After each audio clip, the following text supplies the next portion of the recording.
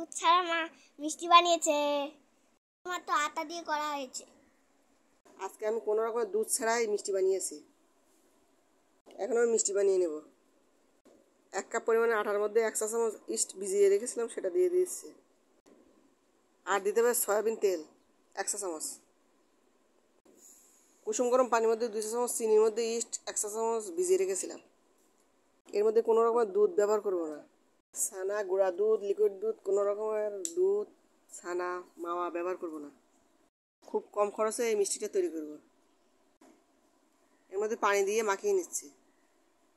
Soft একটা do তৈরি করব। ভালো লাগলে অবশ্যই একটা লাইক দিবেন। আমার চ্যানেলে আরও অনেক ধরনের মিষ্টি রেসিপি দেওয়া আছে, চাইলে দেখে নিতে পারবেন। আজকে আমি দুধ ছাড়াই মিষ্টি তৈরি করেছি, সেটা আপনাদের সঙ্গে শেয়ার করছি। এখানে কোনো ময়দা ব্যবহার করিনি, আটা দিয়েই তৈরি করেছি। একেবারে কম খরচে মিষ্টি তৈরি করা যায়, সেটা আপনাদের সঙ্গে শেয়ার করলাম।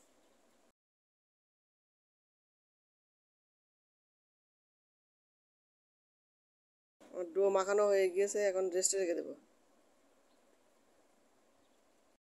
আমি কিছু লেচি তৈরি করবো, পরে রেস্টে রেখে দেবো।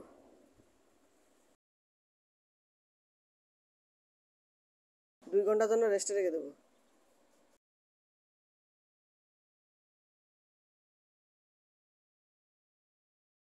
আমি একটু লেচি তৈরি করে রেস্টে রেখে দিলাম। এই ফুলে দ্বিগুণ হয়ে যাবে।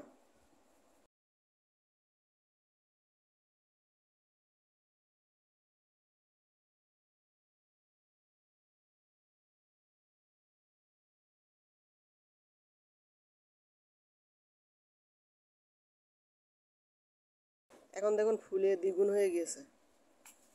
2 ঘন্টা পর দেখাচ্ছি।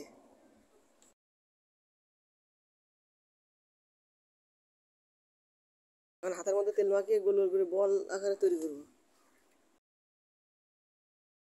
মিষ্টির বলগুলো তৈরি করা হয়ে গেছে, এখন ভেজে নেব। তেল গরম হয়ে যাওয়ার পরে দিয়ে দিয়েছি। এই মিষ্টিটা লো আছে, ভাজার প্রয়োজন নেই। মিডিয়াম আছে ভেজে নিয়েছি।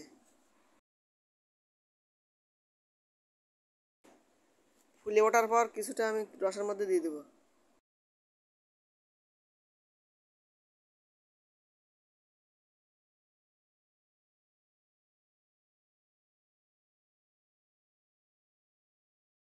ফুলে ওঠার পর সাদা অবস্থায় কিছু মিষ্টি ভিজিয়ে রাখবো।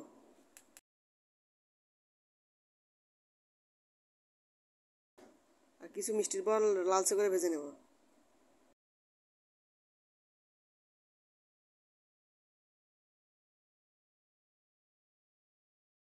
দুই কালারে করার জন্য এভাবে করছি।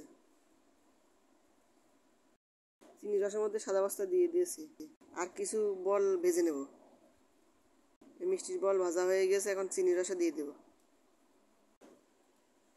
আরও কিছু মিষ্টি আমি চিনি রসের মধ্যে দিয়ে দিচ্ছি।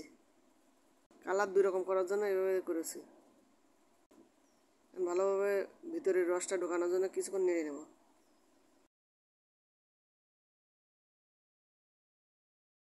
2 ঘন্টা পর দেখাচ্ছি। 3 থেকে 4 ঘন্টা রাখলে ভালো হবে। আমি যেগুলো আগে দিয়েছিলাম সেগুলো আগে হয়ে গিয়েছে, সেটাই দেখাচ্ছি। আর যেগুলো লালচে করে ভাজছিলাম ওগুলো আরেকটু দেরি হবে ভিজতে।